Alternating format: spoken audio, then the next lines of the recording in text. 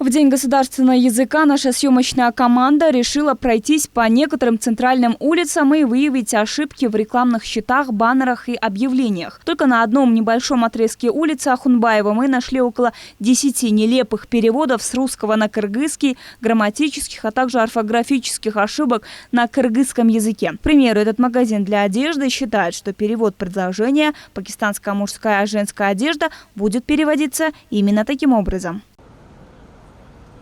Кстати, ошибки на баннерах совершают и сами будущие законотворцы. Как все знают, сейчас в стране полным ходом идет агиткампания, и пользователи социальных сетей нередко публикуют их ошибки на агитационных баннерах. На одном из них у двух кандидатов одна фамилия, а на другом партия перешла на латиницу. Таких ошибок наружной рекламы в Бишкеке сотни. Особенно ошибки совершают небольшие магазины, салоны красоты. Контролирует, налагает штраф, а также координирует работу наружной рекламы как мэрия, так и Государственное агентство антимонопольного регулирования, которое с августа месяца проводит рейд по наружной рекламе. За 2 месяца ему удалось осмотреть 3500 рекламных конструкций в центральной части города, по итогам которого было составлено 40 актов, направленные в УЗР для проведения демонтажа, а также было дано 168 уведомлений о нарушениях в сфере рекламы, куда входят и нарушения госязыка, литературного языка, а также закон о рекламе. По словам представителей муниципального предприятия «Бишкек-реклама», на данный момент большинство предпринимателей не знают о существовании такой организации и выставляют рекламу без разрешения городской власти. И мы до сих пор выявляем ошибки вот по ним. У нас фотофиксация идет полностью всей рекламы. Мы для себя базу делаем, чтобы в дальнейшем наши ребята здесь потом отрабатывают и с ошибки закон о рекламе по правилам. Уже знают, что есть такое предприятие, как Бишкек-реклама, и получается, они уже стараются, люди уже приходить к нам, уже с нами согласовать. И те, которые бывают, моменты такие, которые, может, еще и не слышали о нас,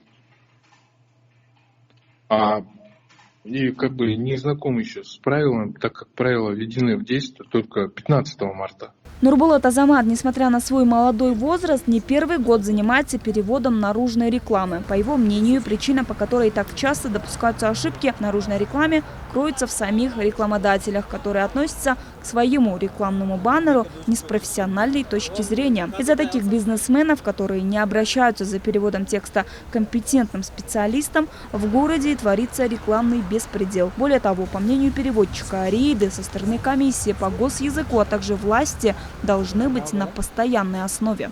Для них интересует дизайн, как визуализация своих реклам, а, к сожалению, когда подходим к теме редакции и перевода, к сожалению, они относятся к этому очень халатно.